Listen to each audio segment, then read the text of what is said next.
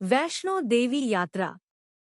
माता वैष्णो देवी का मंदिर जम्मू में स्थित भारत का वह पवित्र तीर्थ स्थल है जिसके दर्शन करने के लिए लाखों श्रद्धालु हर साल यहां आते हैं। भारत के हर कोने से लोग यहां पहुंचते हैं। कहते हैं ना कि माता का जब बुलावा आता है तो भक्त कैसे भी माता के मंदिर तक पहुंच ही जाते हैं और उनकी सभी मनोकामनाएं भी पूर्ण होती है। माता वैष्णो देवी के मंदिर की मान्यता यह है कि माता ने अपने परम भक्त श्रीधर के सारे गांव वालों के सामने लाज रखी थी और अपने शत्रु को भी माता ने अपने भक्त के रूप में स्वीकार किया था और जिससे सारे संसार को उनके अस्तित्व का प्रमाण मिला था और माता ने अपने शत्रु को वरदान भी दिया कि हिंदू धर्म की पौराणिक कथा के अनुसार माता वैष्णो देवी के परम भक्त श्रीधर ने अपने गांव में एक बार बहुत बड़े भंडारे का आयोजन करवाया था, जिस भंडारे में पंडित श्रीधर ने सारे गांव वालों और सभी साधु संतों को भी बुलाया था। लेकिन गांव के किसी भी व्यक्ति और साधु संतों को इस बात पर यकीन नहीं हो रहा था कि उस गरीब पंडित श्रीधर ने इतने बड़े भंडारे का आयोजन करवाया है जिसमें उसने पूरे गांव वालों और साधु संतों को निमंत्रण भेजा है। गांव के सभी लोग पंडित श्रीधर के घर और सभी साधु संत भी पहुंच गए, जिनमें भैरवनाथ भी मौजूद थे। लेकिन इधर श्रीधर व्याकुल थे क्योंकि उन्होंने सभी गांव वालों को और साधु संतों को निमंत्रण भेजकर बुला तो लिया है, लेकिन उनको खिलाने के लिए उनके घर में कुछ नहीं था। श्रीधर ये सब सोच ही रहे थे कि एक कन्या ने, माता वैष्णो देवी ने ही कन्या का रूप धारण किया था, उनके घर में प्रवेश किया और श्रीधर से कहा कि तुम बाहर जाओ और सभी के खाने के लिए व्यवस्था करो जाकर, मैं जब तक यहाँ भोजन बना रही हूँ। पंडित श्रीधर ने वैसा ही किया। जब वो घर के अंदर आया तो देखकर हैरान रह गया और मन ही मन सोचने लगा कि मेरे घर में तो खाने के लिए एक भी दाना भी नहीं था, तो इस कन्या ने इतना सारा भोजन कैसे बना लिया और इतनी जल्दी। लेकिन श्रीधर ने उस कन्या को पहचान लिया कि वो कन्या माता वैष्णो देवी ही है जो उसकी सहायता के लिए आज कन्या का रूप धारण करके उसकी सहायता के लिए आई है। जब श्रीधर सबको भंडारे का भोजन कराने लगे तो भैरवनाथ ने श्रीधर से भंडारे के भोजन की जगह मांस और मदिरा की मांग रखी, लेकिन श्रीधर ने अस्वीकार करते हुए भैरवनाथ से कहा कि ये माता के भंडारे का भोजन है, आपको यही स्वीकार करना होगा। ऋषिवर, आप इसी भोजन को ग्रहण करें।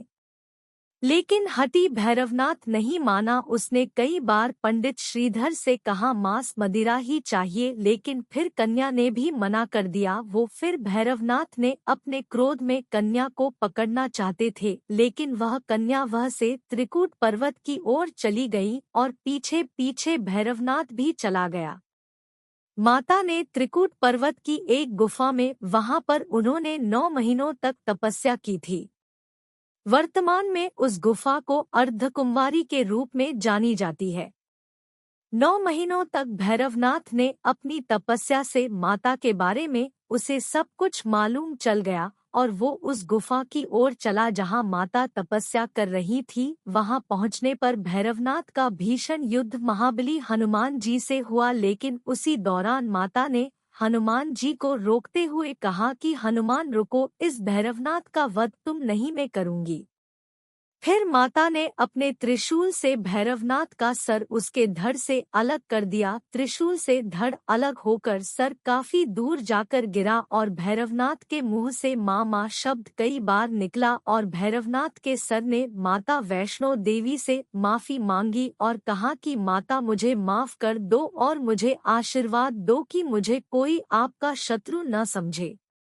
माता वैष्णो देवी ने भैरवनाथ के ये वचन सुनकर कहा कि आज से मेरे साथ ही तुम भी पूजे जाओगे और भी भक्त मेरे दर्शन करने के बाद तुम्हारे दर्शन नहीं करेगा, उसकी पूजा पूर्ण नहीं होगी, उसके द्वारा मेरे किए हुए दर्शन अधूरे ही रह जाएंगे।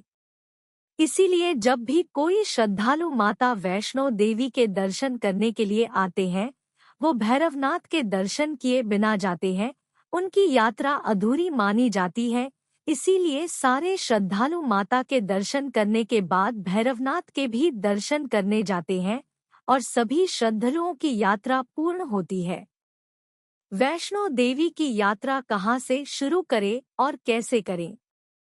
माता वैष्णो देवी के दर्शन करने के लिए यात्रा प्रारंभ तो कटरा से ही होती है। श्रद्धालु भारत के अलग अलग जगहों से यहाँ आते हैं और कटरा पहुँचने के बाद श्रद्धालु अपने सही समय के अनुसार यात्रा प्रारंभ करते हैं।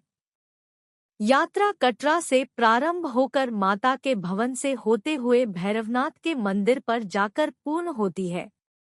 कटरा में टैक्सी स्टैंड के सामने यात्रा की पर्ची का कार्यालय है, जहां से यात्रा का पहला पड़ाव शुरू होता है। यहां से सभी श्रद्धालुओं को पर्ची दी जाती है, जिसका कोई शुल्क नहीं होता है। यात्रा के पहले पड़ाव में सभी श्रद्धालुओं को यहां से पर्ची लेकर बाण गंगा के चेक पॉइंट तक 3 घंटे में पहुंचना होता है, वरना आपकी पर्ची रद्द कर दी जाएगी। वैसे भी आप आसानी से बाण गंगा तक पहुंच जाओगे। पर्ची कार्यालय से बाण गंगा की दूरी लगभग 2 किलोमीटर की है। बाण गंगा के चेक पॉइंट पहुंचने पर यात्रा का पहला पड़ाव पूरा होता है।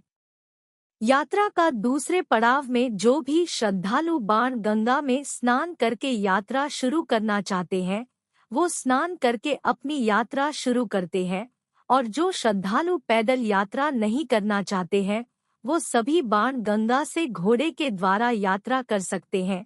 जो बच्चों के साथ है, उनके लिए यहाँ के स्थानीय लोग पिट्ठू का काम करते हैं। ये लोग श्रद्धालुओं के सामान और बच्चों को अपनी पीठ पर ले जाकर यात्रा करवाते हैं, और सभी बुजुर्ग श्रद्धालुओं पालकी की भी सुविधा मिल जाएगी, जिससे सभी श्रद्धालुओं को अपनी यात्रा पूर्ण करने में आसानी हो जाती है। घोड़े, पिट्ठू और पालकी, इन सभी का शुल्क यहाँ आपको एक समान ही मिलेगा। इन सभी की मदद से श्रद्धालु अपनी यात्रा बिना किसी बड़ी कठिनाई से पूर्ण कर पाते हैं। यहाँ से आगे बढ़कर श्रद्धालुओं को माता के पदचिन्हों के दर्शन होते हैं। चरण पादुका के नाम से यह मंदिर यात्रा का पहला मंदिर है, जिसमें श्रद्धालु दर्शन करते हैं। इस मंदिर में माता के पैरों के निशान आज भी देखे जा सकते हैं।